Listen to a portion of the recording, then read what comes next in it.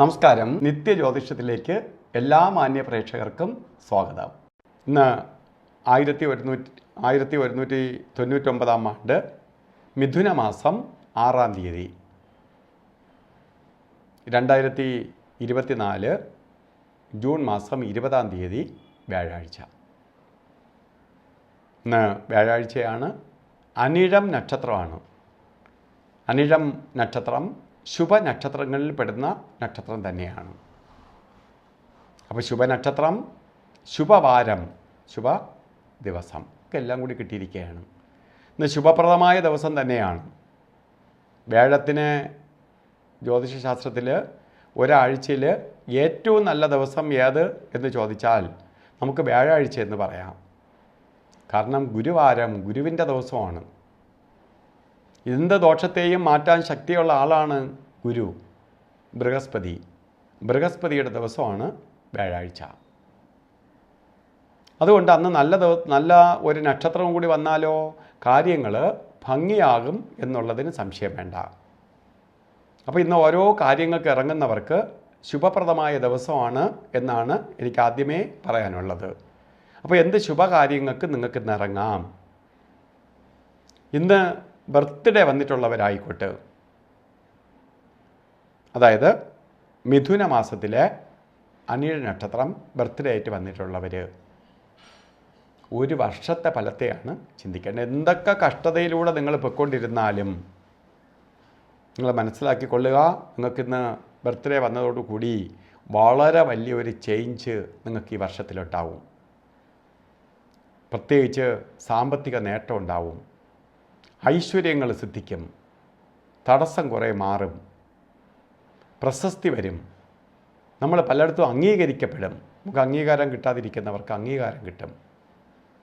ഇതിനെല്ലാം അനുകൂലപ്രദമായ ഒരു ദിവസമാണ് ഇന്നത്തെ ദിവസം. ഇന്ന് വളരെ പ്രധാനപ്പെട്ട ഒരു ദിവസവും കൂടിയാണ്. അതുകൊണ്ട് നിങ്ങൾ എന്ത് ചെയ്യണം? വ്യാഴത്തിനെ മാത്രം പ്രീതിപ്പെടുത്തി പോകണം. കാരണം വ്യാഴത്തിൻ്റെ വേറെ തടസ്സമൊന്നും നമുക്ക് ആരുമില്ല. അപ്പോൾ നമുക്കിന്ന് വ്യാഴത്തിൻ്റെ ഒരു വർഷത്തെ ഫലത്തം വ്യാഴനാണ് തരേണ്ടത്. അപ്പോൾ വ്യാഴം ഗുരുവിനെ നമുക്ക് പ്രീതിപ്പെടുത്താൻ വേണ്ടി ഗുരുപ്രീതി വരുത്തുക.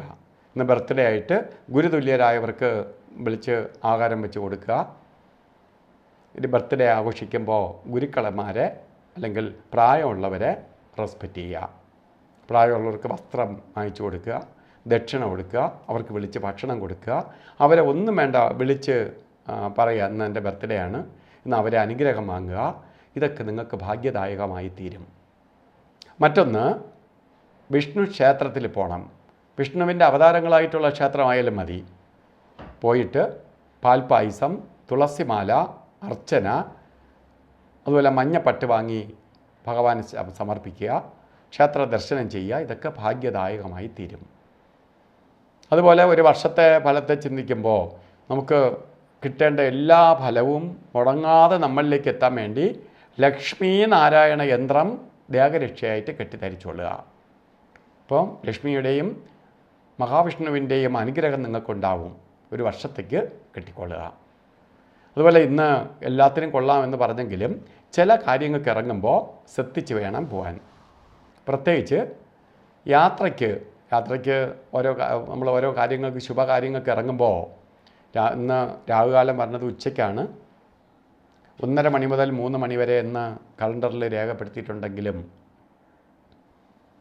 ഇവിടെ 3 മണിക്ക് രാഹുകാലം തീരുന്നുമില്ല, 1:30ക്ക് സ്റ്റാർട്ട് ചെയ്യുന്നുമില്ല. രാഹുകാല സമയം പറഞ്ഞത് തന്നെ ഇന്ന് 2 മണി മുതൽ 3 മണി വരെ നിട്ടിട്ടുണ്ട്. 3 മണി 35 മിനിറ്റ് വരെ രാഹുകാല സമയമുണ്ട്. ഈ സമയം ശുഭയാത്രയ്ക്ക് നല്ലതല്ല. ഓരോ കാര്യങ്ങൾക്ക് നമ്മളെല്ലാം യാത്ര ചെയ്തുകൊണ്ടിരിക്കുമ്പോൾ നമ്മളതൊന്നും നോക്കണ്ട. ആദ്യമായിട്ട് ഏതെങ്കിലും ശുഭകാര്യത്തിന് ഇറങ്ങുകയാണെങ്കിൽ ഈ സമയം നോക്കിയിട്ട് ഇറങ്ങുന്നത് നന്നായിരിക്കും. അതുപോലെ ഇന്നും അഭിജിത്ത് മുഹൂർത്തം പറഞ്ഞത് 11 മണി 59 മിനിറ്റ് തൊട്ട് 12 മണി 47 മിനിറ്റ് വരെ അഭിജിത്ത് മുഹൂർത്തത്തിൻ്റെ സമയമാണ്. അതുപോലെ 2 സമയങ്ങളാണ് നമുക്ക് ഒരു കാര്യത്തിനും എടുക്കാൻ പാടില്ലാത്ത സമയം. ഒന്ന് ഗുളികനും മറ്റൊന്ന് യമകണ്ഠനും. രണ്ടുപേരും പ്രശ്നക്കാരാണ്. യമകണ്ഠനും ഗുളികനും. ഇവർ തടസ്സപ്പെടുത്തും, അപകടം ഉണ്ടാക്കും, പ്രശ്നങ്ങളുണ്ടാക്കുന്ന പ്രശ്നക്കാരാണ്. അപ്പോൾ അവർ ഉണർന്നിരിക്കുന്ന സമയമാണ് പ്രകൃതിയിൽ ഈ 3 മണിക്കൂറോളം സമയം. അതിൽ ഗുളികകാല സമയം പറഞ്ഞത് 9:17 തൊട്ട് 10:52 വരെയും, യമകണ്ഠ കാല സമയം വരുന്നത് 6:09 തൊട്ട് 7:43 വരെയും. ഈ സമയം ഒരു കാര്യത്തിനും എടുക്കരുത്.